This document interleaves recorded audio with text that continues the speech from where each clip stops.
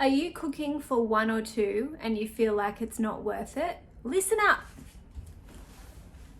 You may say things like, does this recipe work for just one or two people? Or there's no point cooking for just one or two people. I may as well order takeaway. Or what's the point in cooking for one or two people when I can order takeaway? There's too many leftovers. I don't know what to do with them all for cooking for one or two people. It's really hard cooking for one or two people. Now, stop right there. You are a lucky duck. Lucky. You don't have to cook for 4 people who sit around the table going, too much salt. Not enough noodles. You forgot to add bacon. Don't you know I like my bacon like this? Don't you know I like my chicken like this? What happened to how you did it last time? And all the other comments that you get from mini master chefs that sit around your table. You cooking for 1 or 2 people are lucky. So let's hold up though, because if you're cooking for 2 people, it's likely you're here because you are the cook, and maybe you don't totally want to be the cook and you're like, you fight about it all the time. Maybe the other person just assumes that you're going to cook because, well, who knows? They think it's your role, even though you're busier, you have more work to do, you have more responsibilities at work, you work longer, they just get home and they assume you're going to do it. Sound familiar? So that can lead you to feel like cooking for 1 or 2 is somehow more difficult, but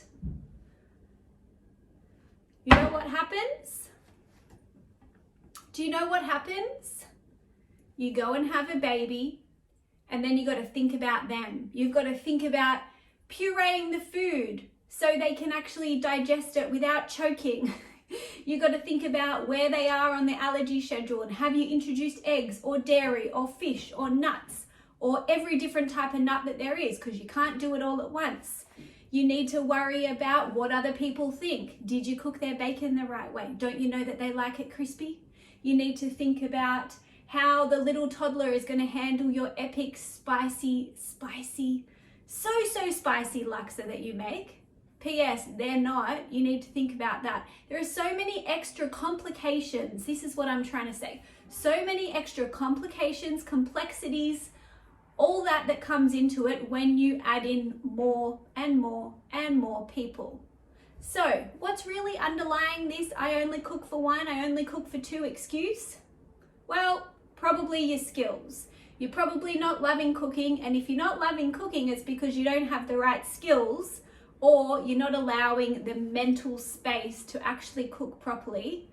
You're likely following someone else's recipe and you're just going with the motions. You're just being told what to do. What do I do next? What do I do next?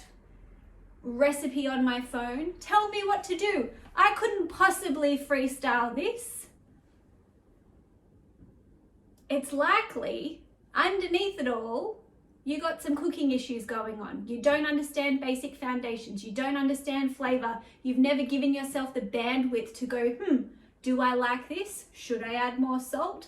Should I freestyle with a little bit of coriander on top?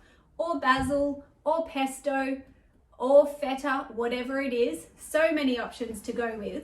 It's likely that's getting in the way of cooking. So let's for a second think about a meal. Let's say it's a chicken dish and it serves 4. God forbid. Let's say it does. What can you do with that? Well, for starters, you could half the recipe. If it was such an issue cooking for 1 or 2, you could half the recipe. You could also batch cook it, which you don't even need to double that recipe. You've already got a double portion. So what can you do? You could freeze half, which means you could cook 15 days out of 30. How good does that sound? Cooking 50% less, all from cooking the same one recipe and then putting half in the freezer for later. That means you're so much closer to dinner. You just like open the freezer, get it out, defrost it, pop it on the stove, in the oven it goes. 10 minutes later, however long, dinner is ready. You could also get home from work and go, I don't want to cook a whole meal. I'm going to have an omelette. I'm going to have bacon and eggs. I'm going to have a cheese plate with crackers and olives and sun-dried tomatoes. And I'm going to buy an epic dip from the supermarket or the fruit market, wherever, that's amazing, that's made with good quality produce. Vegetable oil free, please. And I'm just going to have that for dinner. P.S. If you're a mum or you cook for lots of people and you're watching this, that is an appropriate dinner for everyone. Your kids will love it too.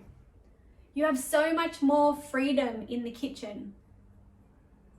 Your 1 to 2 excuse is an excuse. You also get to eat at whatever time you want. Us parents, we're eating at 5 p.m. or 5:30. Anytime after that, it's a total shit show. You can't go to dinner after that.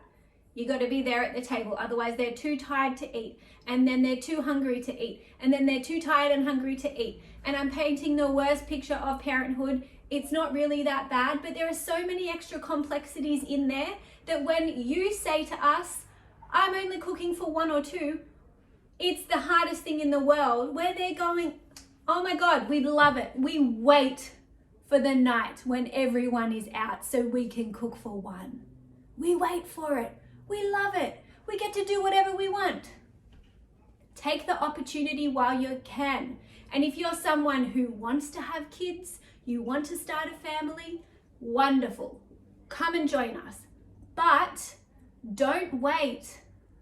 Don't let this excuse of cooking for 1 or 2 be the reason that you don't up your skills now. Don't let it be the reason that you keep on following a recipe step by step. Oh my God, what have I got to do now? I've got to chop the onions. How do I chop the onions? Should I slice them? Should I do a large chunk? Should I dice them? How small should I dice them? Should it be 1 centimeter? Should it be 2? Oh my God, how long do I cook them for? All of these questions, get rid of them now. Get rid of your excuse of cooking for 1 or 2 now, because it only gets more complicated when you add in more people. And you won't have time. You think, I'm going to cook on mat leave. I'm going to cook here. When they're little babies, I'll finally get my shit together and cook. You won't.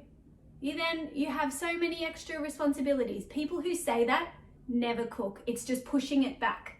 It's not a priority, so you push it back to when. It's like the person that says, I'm going to do this on holidays, but they still never do it because pub dates come up, beach dates come up, cool parties come up, cool boat trips come up, whatever else happens in summer holidays. That's what I'm thinking of.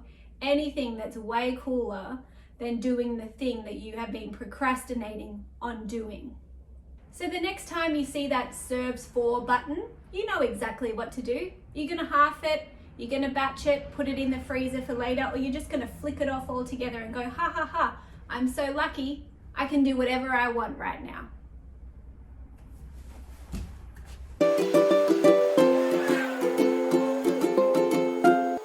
Ditch the Recipes is coming up. Join the waitlist at lunchladielou.com.au/ditch the recipes.